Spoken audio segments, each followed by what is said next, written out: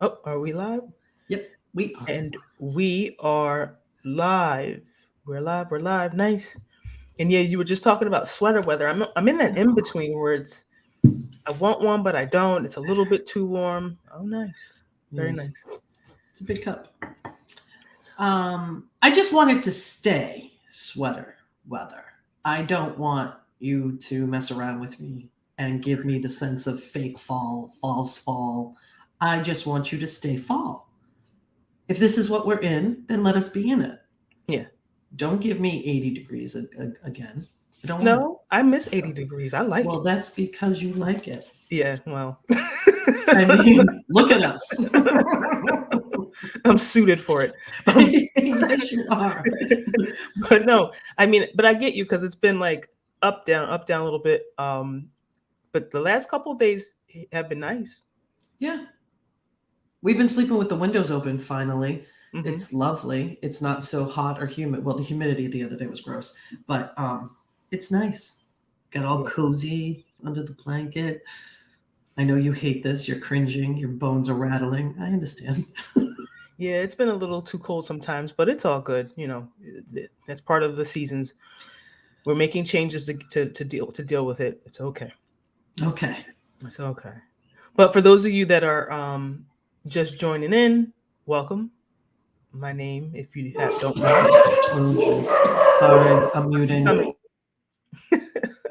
My name is Aja. I'm the CEO and one of two co-founders of Trella Technologies, and this is our accomplice team member, my really good friend, Snuffy G, also known as Denise. If you hear me say Denise or Snuffy, this is the person I'm talking to. Yep, that same person, Denise, Snuffy. It depends on, I think, the topic, the tone, The mood. the mood, whether or not I use Denise or Snuffy. Um, but welcome, welcome, welcome. We got a lot to cover today. Obviously, what's been big in our minds and since like last week, we've been watching Hurricane Ian. So we're definitely going to talk about that today. We're going to talk about its current path, how it's going to impact the farming community and our food supply. That a lot of that comes from Florida. So definitely want to make sure that we um, go into a little bit more detail on what that's going to look like for farmers in that space, in that area. And then we also want to make sure that we talk about what can people do, like how do you protect multiple hundreds of acres of land, and what are farmers actually doing as we speak. Like there are people that are in emergency response mode right now, having to make some incredible decisions to save their farms. um, so it's a pretty intense situation in our world. I know that not everybody is in our climate world. There are probably some people who don't have a clue about what's going on when it comes to Hurricane Ian. But we're that's not us. So so that's what we're going to be talking about today. Hurricane Ian. We've got some company updates, some good news to share, and we also want to share some real news as well. So stick around. We got a lot to cover. We typically do this every Wednesday at noon, noon EST. We come on live. We're live on LinkedIn. We're live on YouTube. And then we also keep the recordings. All the past recordings are on our YouTube channel. So definitely, if you aren't able to catch these when they're live, you can always go back and look at the past recordings. We have a playlist called Past Recordings. They're all right there.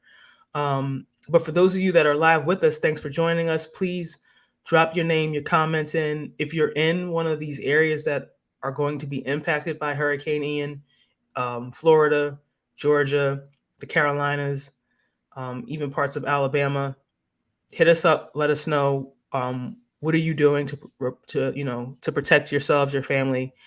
Um, I don't know, Denise. Has been so much like on the news in regards to forced evacuations. Have you seen that? I have. I have. There's a lot of people that are just hunkering down. Like literally, like a lot of our friends, our mutual friends, their parents and family are just riding it out, protecting their property and just seeing what happens. Are they located close to the ice storm or Yeah, no? like Naples, Port Charlotte. Shuey is over on that side too. I think she's in Naples. So yeah, It's crazy. I mean, that's one of several reasons why I wouldn't want to live in Florida. But but We won't get into the other we reasons. won't get into all the other stuff. There's some great people in Florida. We're not saying that. We got, Hmm. like she said, we've got some friends that live in that area. I did a lot of work in that area. I met some good people in that area. But it's just not my type of lifestyle down there. Yeah, but I wonder if people are afraid to leave because they don't want to go in a shelter, or are they afraid that something's going to happen to their property and they need to be there to protect it? Like I really wonder how people weigh the option of let's just stay and not go anywhere. I think there's a number of reasons, right? If you have pets, if you have small children, how who's going to accommodate all of them? Like if you have like multiple dogs and cats and maybe a bird or two, where are you going to go? You could take them to the shelter. They accept Could pets. you imagine that shelter being like crazy town? I could, but some of the people that you're talking about, I feel like have relationships with people out of state where they could go. I Maybe. mean, I know the airport got shut down um yesterday. Some of the airports were shut down. So flying out might not have been an option. So maybe, in order for them to be safe, they needed to fly and they couldn't do it. Right. I don't know. But Either. yikes. I know my nephew lives down there with his wife and their two small sons, and he's staying on the property. And they usually either go up to Georgia or they come here. This time they're going to a hotel down in Florida. I think they're actually going into Disney to ride it out there because they're residents and they have like a pass or whatever. They can get discounted hotel rooms or whatever, but. I don't know. It's odd. I don't know if I would stay with my property. I don't know what I would do. What would you do?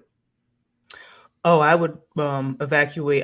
Well, one, I'd already have a plan because I'm a risk engineer. So we Right. have response plans in place. So I would know, all right, like I even I live in, a coastal flood zone right now, Hmm. and have flood insurance, and have a plan of where would we go. Kathy and I talk about, when we moved here, all right, here's what we're going to have to do if something happens, just so we both know. Cars are going to have to be relocated. We're going to have to be relocated. Um, certain items we're going to have to be left behind. Certain items are going to have to go. Uh, Hmm. and we would go inland towards some of her friends' house, up north. But, you know, you kind of have to, think about all these things in advance. And some people just don't do it or forget to do it, or I don't know. I don't know. Yeah. But yeah, we're gonna get into it in more detail. We're gonna talk about we're gonna show some maps of the hurricane, the storm surge, how much rain they're gonna get. We're gonna talk about how many farmers are there, what they're doing right now, the farmers that are making decisions on whether or not to pull their crops now or leave it and hope for the best, and what their options are. We're gonna cover that. But before we do that, we wanted to just do a quick announcement that we wanted to share. We do a quarterly newsletter. We don't do newsletters a lot. We do one a quarter. This is the newsletter right here. If you haven't received it, it's probably because you're not on our newsletter. And if you want to be on the newsletter, you could always go to Trella.io, and that's Trella.io for those that might not know. Let me just put a banner up with one of our URLs so people can see. So yeah, our Just website put is it in the chat. Trella.io. Thank you. And you can go down, scroll to the bottom, click newsletter, sign up, boom, you'll get our quarterly newsletter. This one just came out, but we were granted a fire award, which is kind of a cool thing. It's they do. This is by a group called Boston, which stands for Boston Innovation. Every year they announce about 50 different companies that they think need to be recognized for having some sort of innovative, product or service or something that they're offering that they want to shout out and bring to the forefront. They do 50 people total. They break it into a bunch of different categories. So we actually got the award in the clean tech and green tech space. So you can see right here on the right hand side, clean tech and green tech on fire. We're excited to announce that we won that award. And there's a pay link here. So if you click it and you want to actually read the article, you have to be, a subscriber of Boston. No, so we're not going to go on all that. But we wanted to just, this is a win. We wanted to talk about our wins, and also let people know that we have a newsletter where we talk about not just our wins, but we give out educational resources and other information as well. Our blogs, the lives and the YouTubes of the podcasts that we might have been a part of, how we engage with the community. You'll get all of that in this newsletter. So check that out. And one of the other things I wanted to talk about today, I was going through Twitter, and a particular tweet caught my attention that made me think about how we communicate and what we talk about on our weekly lives. I mean, we've been working on this mission to grow what we want, where we want, to diversify the types of plants we can grow indoors, to do it with indoor farming, to do it in a climate resilient way. We've been working on this mission since 2016. We're moving in the year 7, and we've had lots of successes, lots of wins to get ourselves to the point where we were actually able to design a product, get a patent, sell units, deliver the units, and get to the stage where we're now revamping and tweaking and getting more efficient and better at what we do. But we don't really talk a lot about the failures, like the hurdles, the stuff, the shit that just sucks. Like we don't talk about it enough. And I was reading this tweet by this woman, Khadija Robinson, and she comes up with 10 different things that she feels like founders need to know. I think it's great to read this because it makes me feel like I'm not alone in some of the struggles, because there are struggles. This is a journey. You're going to have your good days. You're going to have your not so good days. And it can be within an hour. Like you might, we'll get a fire award in 1 hour, and then I'll get an email next hour. So it's definitely, it's a roller coaster, this journey. It really is. It really, really is. Some of the things that she highlights is that, money comes with strings, especially when, and this is this top part up here. She says, money comes with strings every time. Decide which strings you're comfortable with now, because it's easy to forget your morals. We've had weird instances where people have either tried to, become an investor, but they brought some really bad baggage that caused us to have to say, no, we can't accept this investment relationship because of the baggage that you bring. We've had to make those decisions in like year 2 and moving forward. And then down here, she talks about, before you say yes, ask yourself, why are you saying yes to things? Many of us spend a good chunk of our time doing things that don't serve us or our business because of ego, obligation, FOMO, or something else that doesn't really generate revenue. And I have to say, this is where I'm guilty. And for years, like I think you won't see Trella or me speaking at events as much as I used to, because a lot of those things weren't really revenue generating. They were great for the ego. It was great to see us out there, but did it get us closer to our mission? And in some cases, I had to say no. So I'm very particular about what I'll put my energy into in regards to public speaking, taking advantage of some of these, quote unquote opportunities that may not really be getting us closer to that goal line. So, it's definitely something we wanted to talk about. We didn't want to. When I read this, I said, we need to do this. We do need to talk about the mission, the journey, the ups and the decisions we have to make. That we, other part about where she says, as a founder, you will lose friends. You can't afford to keep up with them. And this is this part right up here. You can't afford to keep up with your friends. You go apart. That happens. I've had, unfortunately, relationships that are no longer as close and solidified as they used to be because of this new journey that I'm on. Some for the positive, but some, I miss. And hopefully I'll be able to rekindle some of those. But you lose a little bit of that that friendship, and it's a sacrifice. But you do it because it's in your head. Like you see a mission, you see a vision, you're driven by some sort of purpose. And if you really want to see it through, you kind of have to look at it like it's part of the journey. So at the end in 10, she says, have fun and be grateful because this shit is hard, but life is hard. So don't let a day go by without stopping to appreciate it.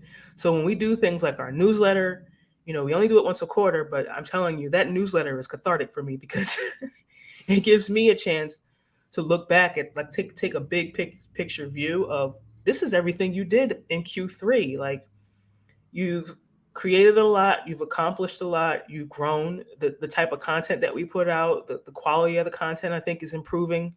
Um, the amount of people that we're connecting with, and we're not doing it the way that we used to do it. We used to be a lot more social media, like, trying to push social media.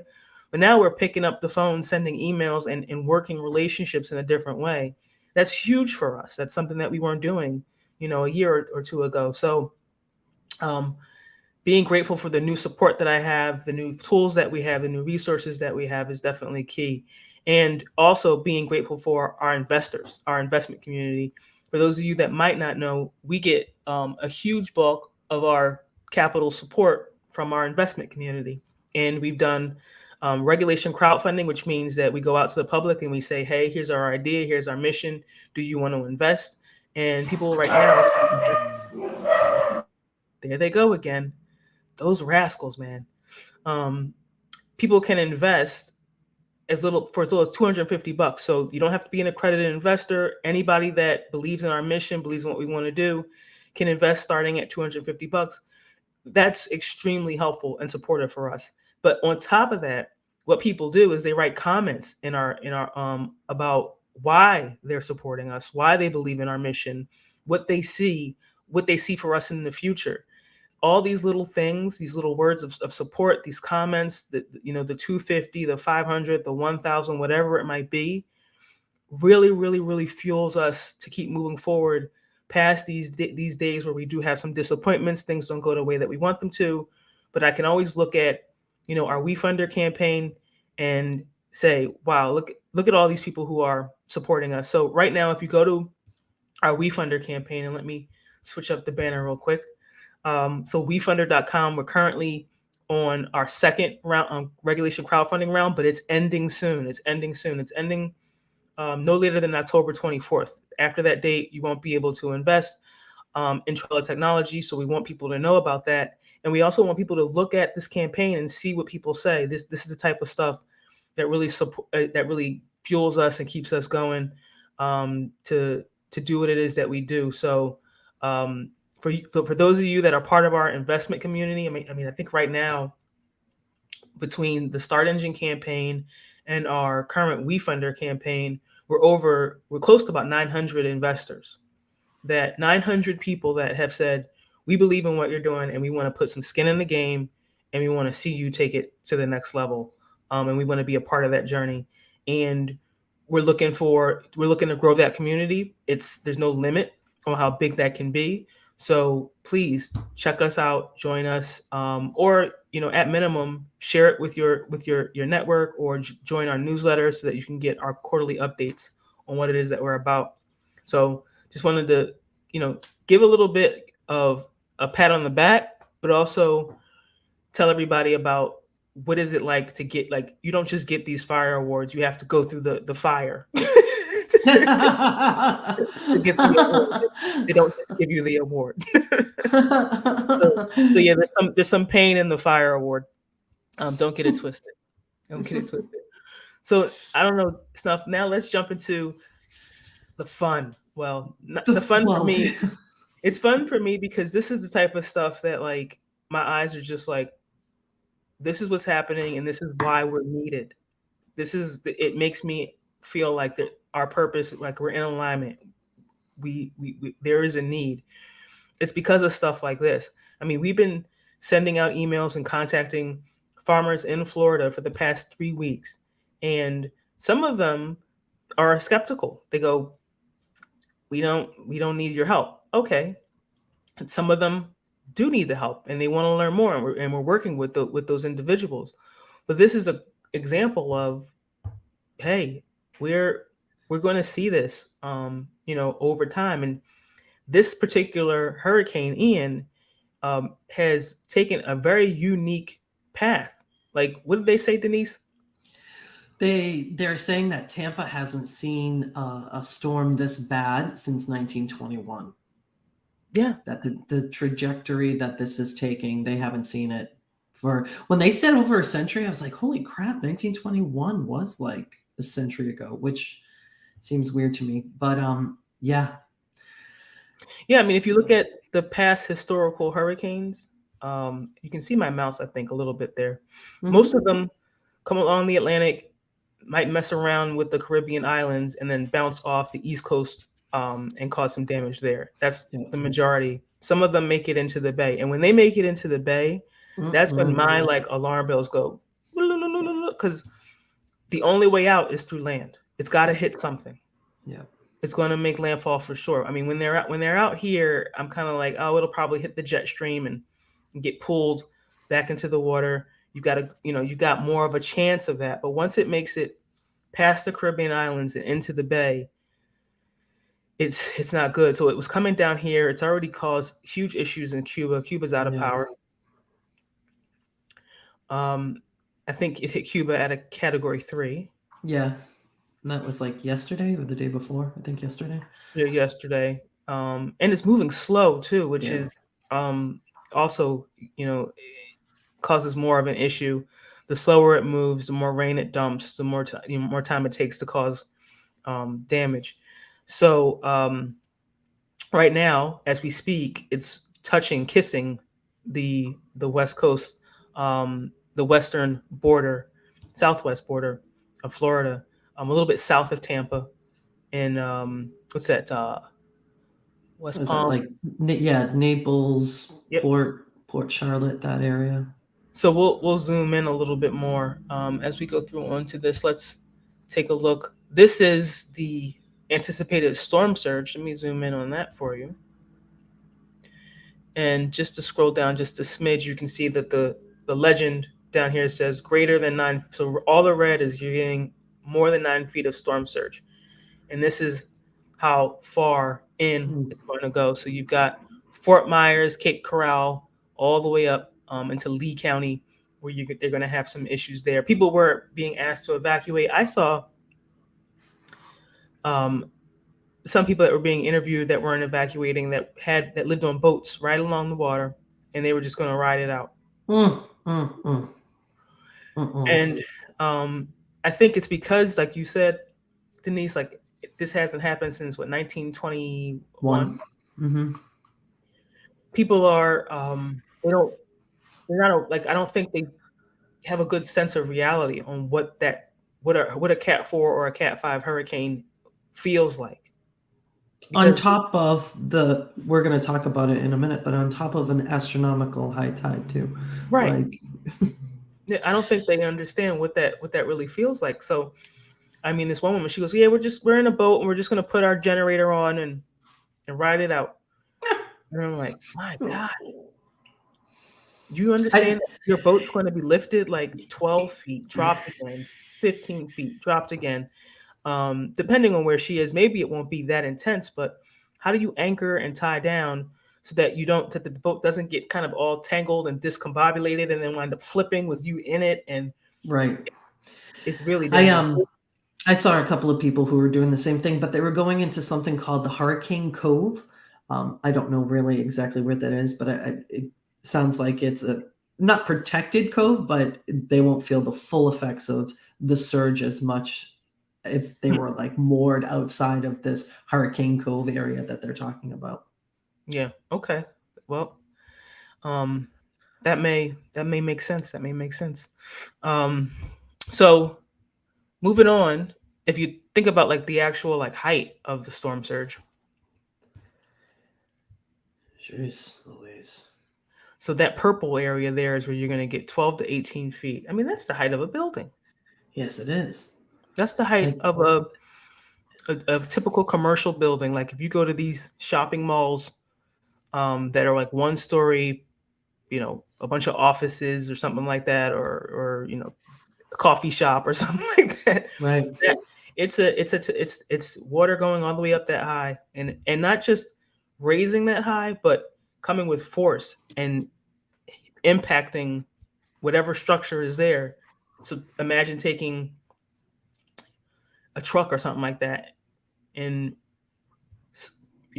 driving it at 80 miles an hour, 100 miles an hour, whatever it might be, into something. That's the impact that people are going to experience in these areas, especially that 12 to 18 feet or that 8 to 12. It's incredible. And then like the erosion from everything too, like that's just another layer of things afterwards. The amount of erosion that these 8 to 12 feet surges are just gonna just keep on eating away at the land. Yeah. And I mean, when we were looking at this yesterday, it was not that bad. I mean, I think they were talking about 9 feet was the worst case scenario. But let me before we jump into that, I'll get back to that. Why did it go from 9 feet to 12 feet in just a moment? Before we go there, this is how much rain the area will feel. I mean, it's the hurricane is projected to hit land. I read somewhere and slow down to 5 miles an hour. Oof. As it kind of just takes its time cutting across the state of Florida, dumping all this rain. And you're talking about 15 inches of rain in that purple area. The red is between 10 to 15. The orange is 6. So, huge amounts of rain. You talked a little bit about, I think did we talk about that yet? No, Tampa's got some work that they're trying to do to try to improve the drainage system. It's not done yet, unfortunately. So there's going to be an impact to that project. But here it is. Yeah, here it is. Yep. Here it is. Tampa at risk for major flooding from Hurricane Ike while in the midst of an infrastructure upgrade. They're not quite done with it yet. They're not quite done with it. And so I read another article just recently about the Tampa Bay area, and they've been like, oh, yeah, we know we need to fix it. We know we need to fix it. And this was like decades ago. And just now they're starting to fix it just in time for a major hurricane. I think that they were under the illusion that, because they hadn't seen one since 1921, that whatever would come their way, they would have time to fix this infrastructure problem before a major one is hit. But I think it just got underway last year. It's like $39 million. It's supposed to take 3 years. They were on schedule. Everything was going great. And now because of Ian, all of that has been kind of stopped. Obviously, you can't do anything. But they're hoping what they got done will help a little bit. But they recognize that they have a terrible drainage problem in the downtown Tampa area, along with there's another neighborhood that has some bad flooding potential too. But here's the thing, Asia, and we talk about it, and I think it's consistent in all of our lives, is the proactiveness. Yes, they're being proactive now, but I hate to be a Monday morning quarterback, but they should have allotted this a long time ago. Like, I guess timing is everything. And I just don't understand why it takes so long for people to get their shit together and say, we know that this is an issue. We're just going to drag our feet. I don't know the politics down there in that area of Tampa, the red tape or anything like that, the money. I don't even know where this money is coming from. I didn't read where the $39 million was being taken from. I don't know if it's federal funds, if it's just state funds and, a rainy day fund, no pun intended. But I don't know. I feel like we always get stuck with our pants down, that we're trying to do something good and then this happens. And I just don't know how these communities get out of it. And like we said last week, that the turnaround is not overnight. It takes about 6, 7 months, 8 months, a year, maybe more, to even get back to where we were before the storms like this happen. Yeah, that's right. I think it was like 18 months for someone like Ike or something like that to get back up and running. Katrina took an incredibly long amount of time. And you're right. It says here in this article, in fact, the World Bank ranked Tampa as one of the top 10 coastal cities around the globe at the highest risk for damaging from flood in 2013. The fact that they started a project almost less than 10 years later compared to some others is actually good. But that's sad. I know that's sad, but it's better than I've seen in some other situations where they haven't made any movement at all, and they've Yeah. known about it for a much longer amount of time. So that amount of rain, we'll see what they've done, whether or not that's actually going to help. But in regards to these storm surge heights that have just jumped up so much, this article here, which is from AccuWeather, how the astronomical tide affects storm surge, gives us a little bit of information there. It says when the storm surge coincides with the astronomical tide, it is called a storm tide, and it can result in extreme flooding in coastal areas. The AccuWeather meteorologists are forecasting the surge to reach 15 to 20 feet above the normal tide level along the coast just west of Fort Myers. High tide times will occur around the same time that Ian is forecast to make landfall. This is incredibly not.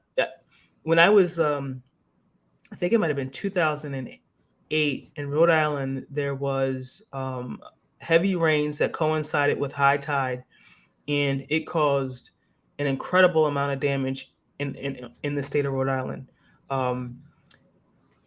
Like a 100-year or 500-year level event that took place, and it was the combination of the tides and the rain all at the same time. And then there was a heavy snow season that year, so in the spring you had a lot of like moisture in the ground from thaw, and then you had a lot of rain, and then you had the tides on top of that. The water had nowhere to go, and it just backed up all along all these, Blackstone River, all these different rivers in Rhode Island, and caused so much damage. So it's almost like you combine all these different things, and you've got this horrible situation. But yeah, I mean, 15 to 20 feet, that's the size of some one-story commercial buildings being with a wave that high, moving with fast speed and impacting. And I mean, I don't know about you, but I like to get in the ocean with crazy waves to an extent. I mean, right. But have you ever been like destroyed by a wave on just a regular road day? Yeah. I mean, like knock your bathing suit off you. Yeah. And you're tumbling, and then there's sand everywhere, and you're like, what just happened to me? Abrasions on your skin. That's just normal. Right. That's just a normal day, call it a great surf day. This is moving buildings, moving boats. Hurricane Ike, I remember driving from Houston, going towards Galveston, and 30 minutes, 45 minutes from my destination in Galveston, I'm seeing yachts along the side of the highway because they had just been pushed and moved inland by storm surge. Well, that's another thing, all the debris too, right? That gets churned up through all of it. It's not just a pure wave coming at you. Like you said, it could be a boat, it could be like moorings, it could be houses, pylons from docks and bridges. Like it's scary stuff. Yeah, houses. For those that lived in motorhomes, the governor was saying that, and some of the response people were saying, if you live in a motorhome, it's really only designed for like 110 miles an hour. That's the one thing I will give Florida, a pat on the back on, is after Charlie and a few of the other hurricanes in the past, they really tweaked their building codes to be more hurricane resistant from wind. So some of the newer buildings that were built, I would say 2005 and later, can probably withstand these high wind speeds of 120, 130 miles an hour. They'll be okay. It's the storm surge, it's the water that they can't it's incredibly difficult to engineer against the impact of water moving in such incredible volume and in such incredible speed. You would have to build concrete barriers like levee systems all over the place. And we may get to that because that might be the only option that we have, but that's going to take obviously a lot of time and a lot of money. And I don't know. But it's incredibly hard to engineer against storm surge. So for those people that are in this area, I really hope most of them evacuate and that they heed the warning of the local officials. They said clearly during the storm, if you call us, we won't be able to come and get you. It's just not safe enough. So it's going to be incredible. In regards to power, we're already seeing some power outages, and Ian is just kissing the coastline right now. We refreshed this about an hour ago. Let's try it again and see. Okay, so about the same. You're Same. at about a little bit more than 30% here. This is where, right here in this area, is where the hurricane path will be impacting, mainly in this area here. So we'll keep checking this over time and see how it spreads. But power outages have already started. So we wanted to also talk about, well, how much, how big is the agricultural industry in Florida? I mean, I think it's kind of known that oranges come from Florida, right? That's like the big thing that people know. But a lot of our other stuff comes from Florida too. It's in 2020, as you can see here, Florida was ranked the first in the U.S. in the value of production for oranges, sugarcane, fresh market tomatoes, and watermelons. Second in the value of production for strawberries. Third in cabbage, grapefruit, and fresh market sweet corn. Fourth in peanuts. Any supermarket that in, I'll say, middle income or better area, any supermarket that I go to carries all these things. So those prices are going to go up because you're going to lose some of the crop. And on top of that, we're in our harvest season. This is the fall. This is the season of harvest. This is when all that work that people have done over those several months all come to an end so that they can reap their bounty.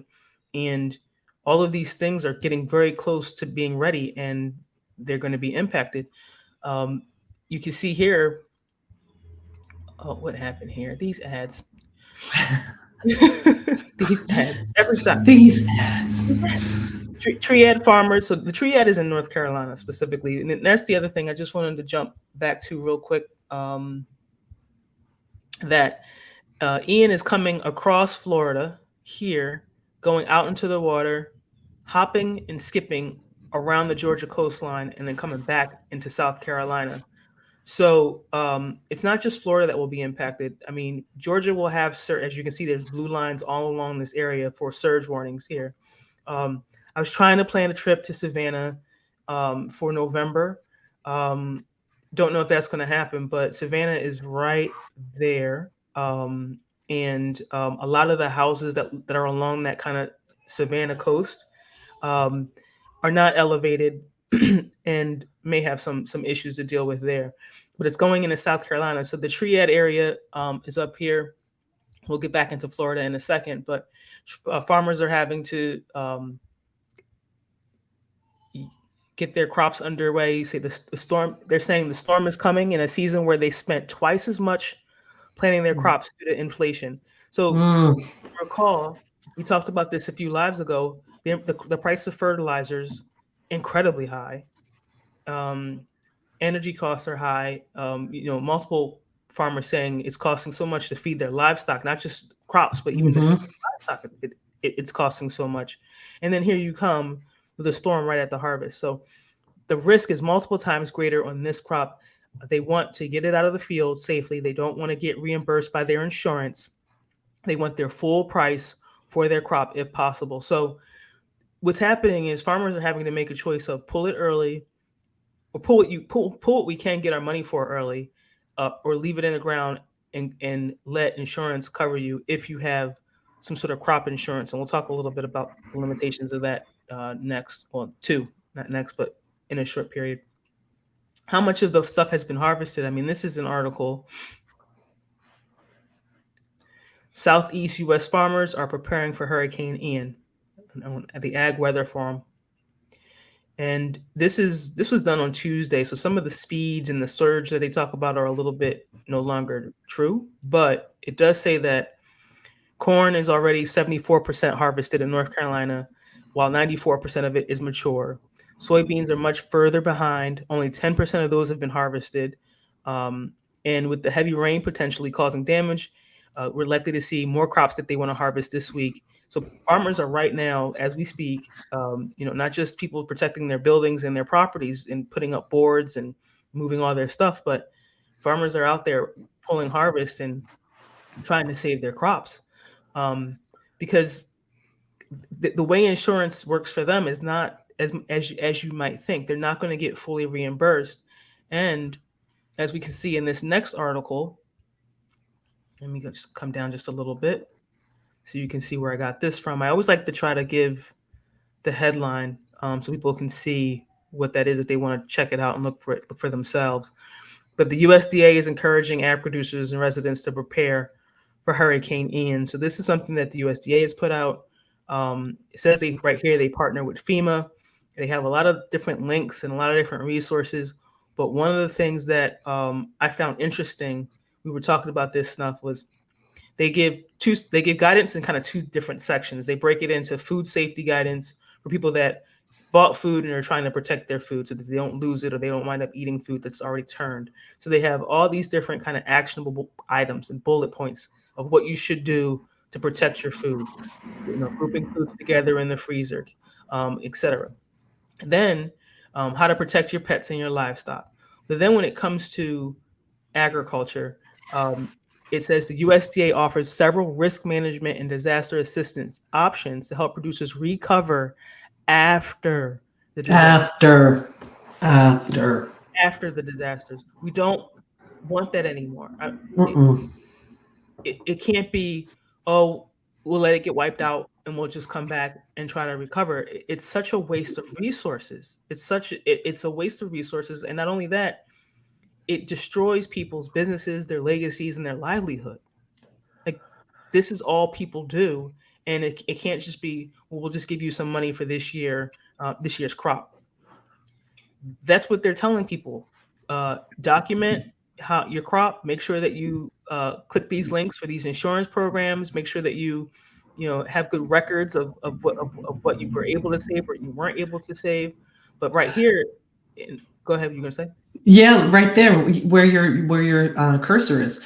It reimburses producers for a portion of the value of the livestock, poultry, and other animals that were killed or severely injured. A portion of it. So they're not even giving you the full price of what you lost, basically. Right. No, you don't get the full price. And then here for people who are growing trees, vines, or bushes, so that could be fruiting trees, wine, etc. It says federal crop insurance often only covers the crop and not the plant. How many years does it take for like apple trees, orange trees? These are multiple years. These aren't 2 years. These are, multiple, several years to grow a mature tree that gives quality, good tasting fruit. Yeah. The first harvest usually that you get from your tree isn't really that great. They normally say you want to wait for, round 2 or round 3. It's incredible. You're basically losing access to, I compare it to like a piece of equipment. Yeah. I mean, this piece of equipment might have been able to produce shirts or something like that. I'll pay you for the shirts, but the equipment, you're on your own. You're gonna have to go back and get a whole nother setup. Right. Right. So, for those that are watching or are in the farming community, this is why we're so focused on food and how to be proactive. I really feel like there needs to be more money spent from the federal level or whatever, or from the local or private sector on indoor protected systems. There's a company called Fusion Farms in Puerto Rico. I saw this on LinkedIn just this week. A company called Fusion Farms in Puerto Rico. Now they are a hurricane resistant indoor farming. They use not aeroponics. They use actually a few different things, aquaponics, and I think maybe a little bit of aeroponics, but they use aquaponics with fish, a little bit of aeroponics. They're inside this building that's hurricane rated. They've got backup power, so they're off the grid. They have the ability to be off the grid. They have their own way of getting water. They have their own way of getting their own nutrients. So they're completely removed from the infrastructure. They were running after Fiona. The CEO came on LinkedIn and shared how his company, Fusion Farms, running day. For I think a few hours, right back that day. Wow. So it's possible. I just put the link of Fusion Farms in our chat if anybody wanted to check them out.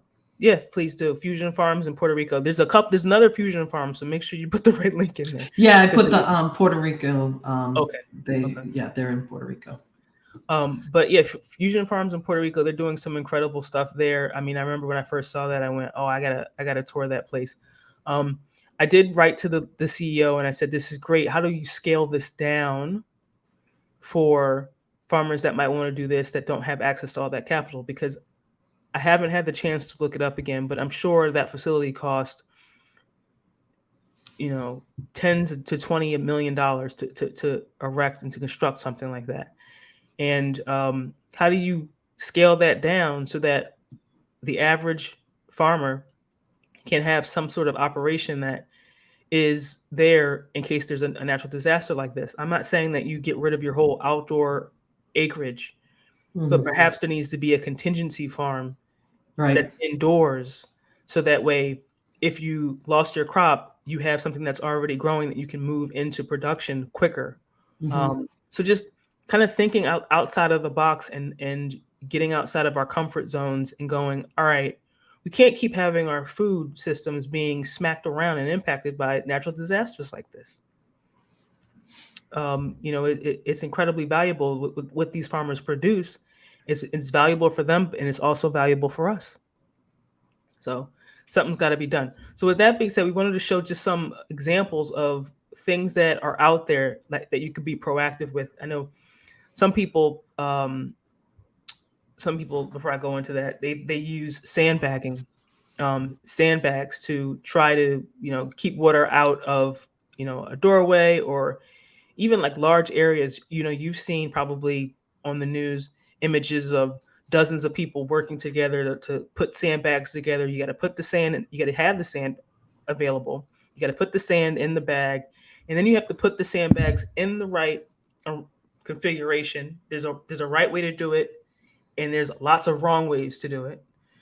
They have to be stacked in a certain configuration. They have to be at a certain height. They have to be triangled like a pyramid out. When you look at it through a cross section, it should be shaped like a pyramid. You should line it with tarp so that there's a water barrier in there. I've seen even on the news, just watching the news lately, I've seen people just putting sandbags out and hoping for the best. That's Yeah. not going to work. It's a waste of your time and it's a waste of your energy. Um, One of the local people in charge of Hillsborough County, I think it is in Florida, because we just put out 63,000 sandbags we gave out. And I'm like, that's not enough. That's not really, that's like showing that you're trying, but it's not actually going to stop the water from coming into a farm, into a building, etc. So I like systems such as these. They're called flood barriers, temporary flood barriers. They're things that you can easily put up quickly with a limited amount of time and limited amount of manpower. Now there are a bunch of them out there, and they started coming really strong around like the early 2000s. We started seeing them come on the market. All different types of systems. You've got systems that can be inflatable. You've got systems that are like barriers that you put down block by block by block. They all have different costs. They all have different pros and cons, and they all should be evaluated kind of, depending on what it is you're trying to protect, how big of an area you're trying to protect to figure out how much it's going to cost, etc. But I wanted to point out, and we don't have, I'm not promoting any of these in particular. These are, I look at these on a case by case basis to see which ones work best for the particular situation that you're trying to protect. But this one example here, I wanted to just show for people that are kind of in that I want to look into it myself mind frame. All good. You can definitely do that. One of the things I would say is that if you're going to look for a rapid deployment flood barrier system or a temporary flood barrier, you want to make sure that it's been tested by some sort of a testing party, a third party testing company. And one of the best ones, and I'll say for there might be, I used to actually work for the company, and I have a lot of contacts on LinkedIn still that I know connect from time to time. So you might be shocked to hear me say, but I will give FM Global. F is in Frank, M is in Mary. It stands for Factory Mutual. So Factory Mutual Global is one of the oldest property insurance companies, and they also have their own research center and their own approval standards and testing that they do for a variety of products, where from wind, hail, flood, all this type of stuff. So, and they're the most conservative. They're the most stringent. Getting an FM approved stamp on your system means that you put a lot of energy and engineering into what you're trying to do. So yeah, I'll definitely give FM props. I was there for 8 years, and learned a shit ton while I was there, and from an engineering perspective. But unfortunately, had to move on, for a few different reasons. Mainly, I'll say I had to move on because there was no opportunity for growth. I'll leave it at that. So, FM, though, this particular product, Tiger Dams, so it's a system that's got elongated, flexible tubes which may be quickly stacked, joined end to end, filled with water, and it's a pyramid-shaped structure that forms a barrier to protect the buildings, property, and other structures prior to the onset of flood. So, this does require some work, but depending on what you're trying to protect, you have to offset the cost for what it is you're trying to protect and the cost to actually get something like this done. But there's a bunch of different versions. There's the 18 inches, 24 inches, all different types, but you see that they're FM approved. They actually have this FM approval, and they're not the only company out here that does it. This is just one example. So again, I'm not pushing or promoting them. I'm just saying, if you're going to look for some sort of climate resilient physical product to help you, whether it be hurricanes, hail, flood, FM approved products are probably the ones that have been tested the most. Do they have ways of failing? Yes. Are they 100% going to protect you? I don't know. But they're far superior than some other system you might just kind of stumble upon on the internet. So definitely make sure that you check for that type of approval when you're looking into these types of systems, and figure out how much it's going to cost what you're trying to protect. Because as we just saw in the previous slide, you can apply for crop insurance. They're not going to cover all of it. They're not going to give you back your trees. They may give you your crop, but they won't give you back the actual plant, the trees that actually gave you the crop.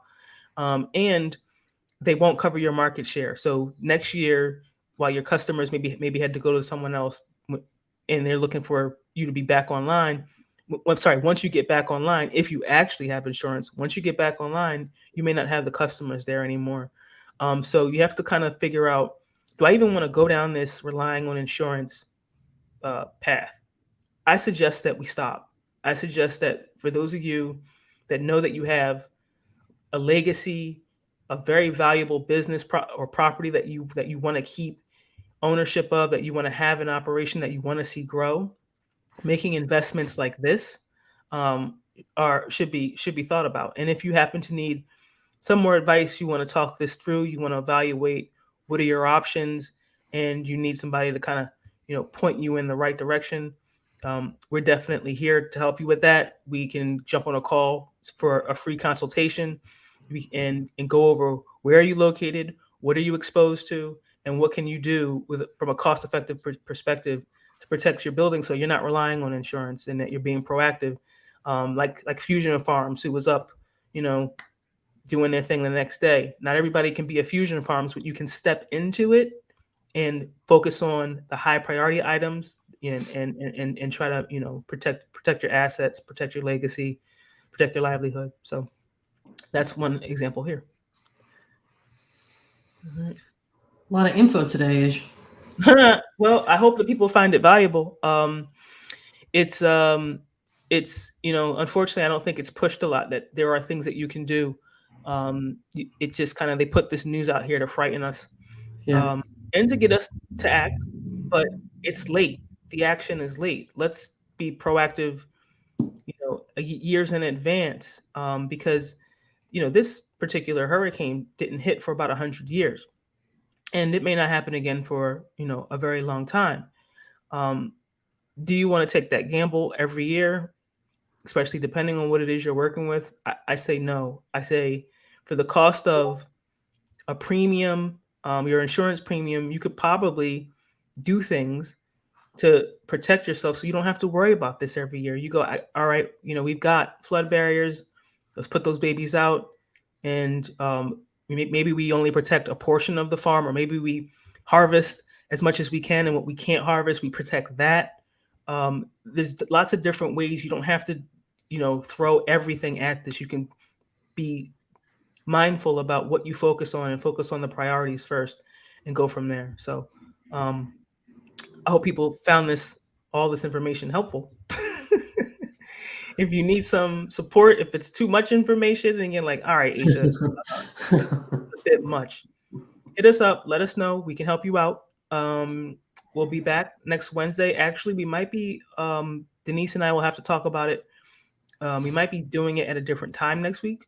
But we'll definitely be live next week. And thanks, CB. Appreciate you're always here, buddy. Appreciate that. Yeah, if we'll be here next week. We're not quite sure of the timing, so please make sure that you subscribe, hit the notification bell so that you get that notification on when we will go live. Hopefully, this Hurricane Ian won't be as catastrophic as it looks like it might be. Maybe there'll be some success stories, and it won't impact our food supply as much as it looks like it might. I'm hoping that those farmers are out there able to harvest as much as they possibly can. But yeah, we'll be here. This stuff isn't going away, and neither are we. So, all right, everybody, mad peace, mad love, and thanks for the support. Appreciate it. See you guys.